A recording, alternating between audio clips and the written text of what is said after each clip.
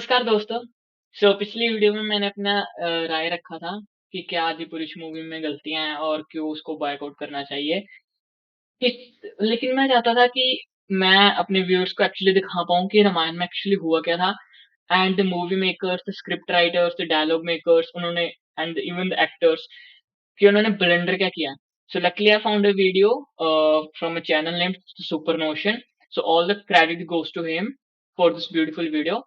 So let's watch these clippings together. Change वरदान में जब रावण ने तपस्या की थी तो ब्रह्मा जी ने उसे वरदान दिया था कि ना कोई देवता, ना कोई कंदर्प, यक्ष, भूत, पिशाच, असुर और राक्षस किसी के हाथों रावण मारा नहीं जाएगा। लेकिन आदिपुरुष के ब्रह्मा जी ने तो अलग ही वरदान दे दिया। उन्होंने रावण से खुश होकर कहा, ना दिन में, ना रात में, ना जल में, ना वायु में, ना धरती पे, ना आसमान में, ना किसी देव, ना किसी दानव, किसी के हाथों से तुम्हें मृत्यु नहीं मिलेगी। मैं आदिपुरुष की टीम से बस एक बात कहूंगा, बस एक, लेकिन आई गेस ये वाला वरदान तो हिरण्यकश्यप को मिला था, रावण को थोड़ी ना मिला था।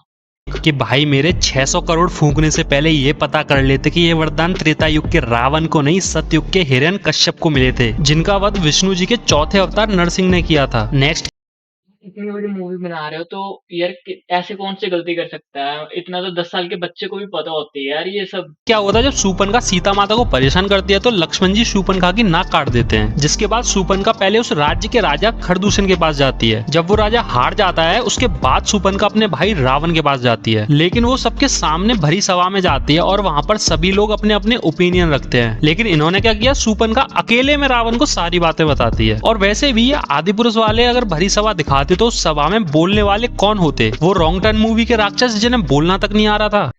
ये तो बीसी क्लैशेस क्लैन लग रही है मेरे को, पता नहीं क्यों। अगला चेंज सुनने से पहले ये देखो, ये है मारीच, जो पहले राक्षस हुआ करता था परंतु वो सारे बुरे काम छोड़कर वो सन्यासी बन गया था। इसी वजह से मारीच का जो रूप है वो काफी अच्छा दिखाया गया था। और मैं तुम्हें बता दूं, ये वही मारीच है जिसने सोने के हिरण का रूप लिया था रामायण के अंदर। ये मारीच देख लिया, अब इस मारीच को देखो, सारा मूड ही खराब कर दिया। उसके बाद क्या हुआ था, रावण आया था साधु के भेष में, जो सीता माता को बाहर बुलाने की कोशिश करता है। हाँ, ये चीज तो सेम आदिपुरुष में भी थी खैर, पर सीता माता इतना इजीली लक्ष्मण रेखा के बाहर नहीं आती। रावण जब श्राप देने लग जाता है कि तुम्हारा पति जिस स्वर्ण मृग के पीछे पीछे भागा डोल रहा है वही स्वर्ण मृग तुम्हारे पति को मारने वाला है, इस श्राप के पूरे होने से पहले ही सीता माता डरकर रावण को रोक देती हैं और बाहर आ जाती हैं। लेकिन आदिपुरुष वाले सीन में दो बात विवाद होती हैं, उसी में जानकी बाहर आ जाती है। नेक्स्ट चेंज ये है कि यही तो यार कि तुम्हें रियलिटी तो दिखाओ कि दो डायलॉग्स में अगर बाहर आ रहे हैं वो, तो उसमें कुछ हो तो सही ना, कुछ पोटेंशियल तो हो ना डायलॉग्स के अंदर कि हाँ ये बात हुई थी वार्तालाप के, अगर आपको इतनी बड़ी रामायण को छोटा समराइज करना है।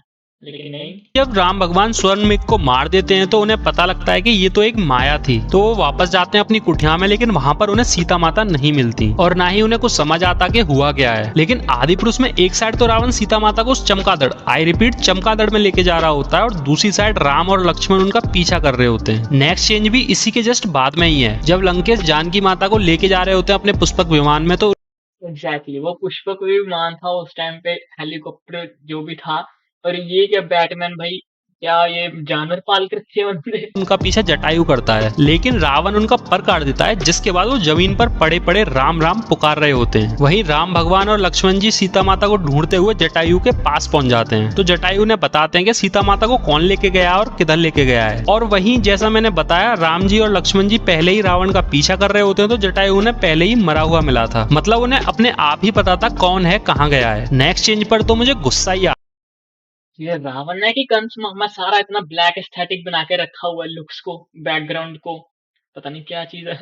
आ गया। हुआ क्या था, जब राम जी और लक्ष्मण जी सीता माता को ढूंढ रहे होते हैं हर जगह, तो एक जगह माता सबरी फूलों का मार्ग सजा रही होती हैं अपने प्रभु श्री राम के लिए कि वो आएंगे। ये कार्य वो हर दिन किया करती थी और किसी साधु तक को वो उस फूलों पर से नहीं जाने दिया करती थी। जिसके बाद फाइनली श्री राम और लक्ष्मण सबरी से मिलते हैं, तो इतना प्यारा मीटअप होता है कि वो सीन तुम्हारे रोंगटे खड़े कर दे, इमोशनल कर दे। पर इन बड़ी कोठी बंगले वालों ने बिना कोई रिसर्च करे इस सीन की रेड मार के रख दी। इन्होंने दिखाया माता सबरी खुद चलकर राम और लक्ष्मण के पास आ रही है, और लक्ष्मण उन पर तीर दिखाकर कहते हैं कि अपना परिचय दो या फिर मरने के लिए तैयार हो जाओ। और हाँ, इससे पहले बुढ़िया कहा वो अलग। उसके बाद वो झूठे बेर राम जी लक्ष्मण जी से कहते हैं बेर खाने के लिए, जो कि रेफरेंस था लक्ष्मण जी राम जी की कितनी इज्जत करते हैं, दोनों में कितना प्यार है। लेकिन यहाँ पर तो ऐसा कुछ हुआ ही नहीं भाई। अगला चेंज भी बहुत वाहियात किया है आदिपुरुष के मेकर्स ने। जब राम जी और लक्ष्मण जी ऋषिमुक्त पर्वत को ढूंढते हुए जा रहे होते हैं, तो वहां पर हनुमान जी आते हैं साधु बनकर। तो उनमें आपस में बात विवाद होती है, जो कि सारी की सारी ऋषिमुक्त पर्वत के ऊपर होती है। पर आदिपुरुष मूवी में तुम्हें पता पता है लक्ष्मण जी कैसे कैसे क्वेश्चंस कर रहे थे जो फेसबुक पे नहीं आते, जिनके हमें कमेंट में आंसर देने होते हैं, वैसे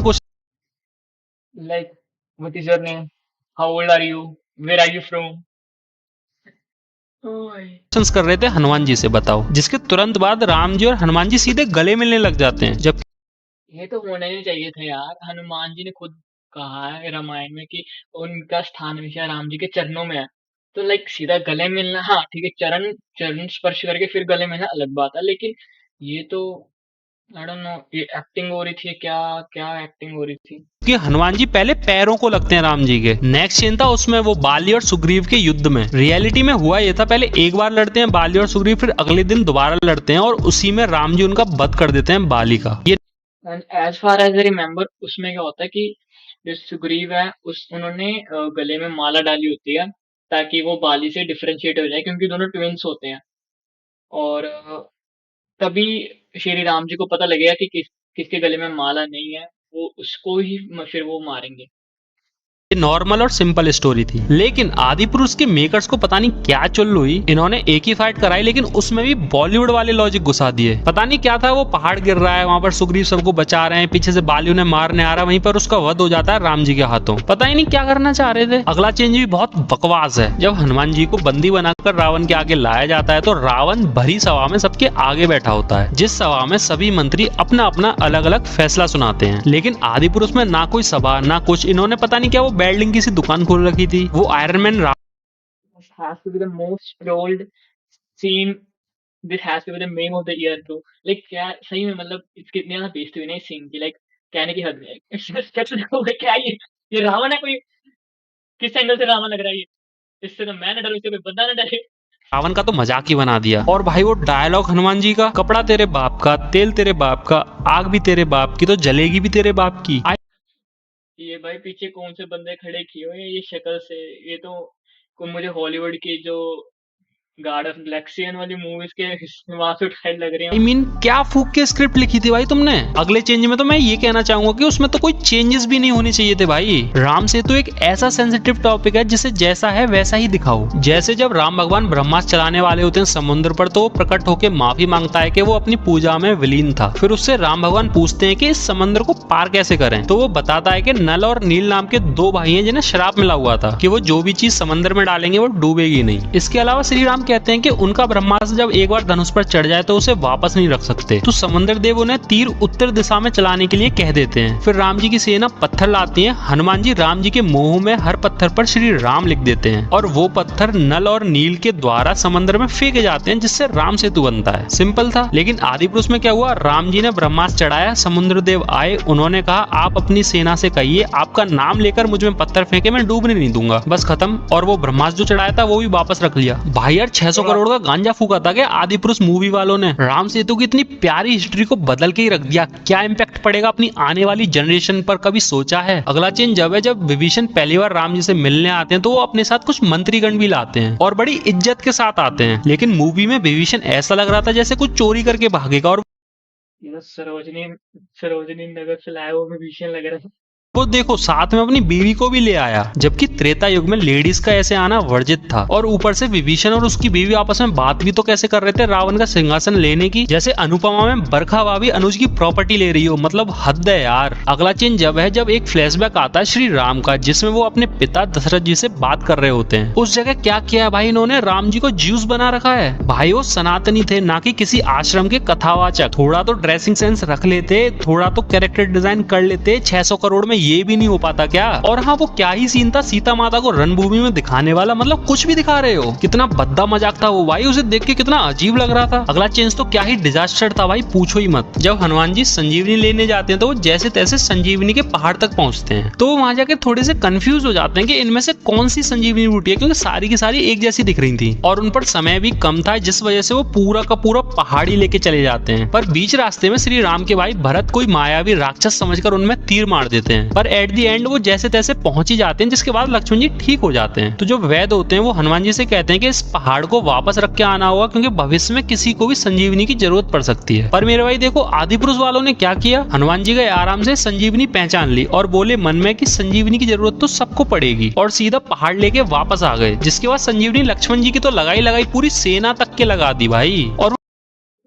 भाई संजीवनी बूटी है या वो वैक्सीन है?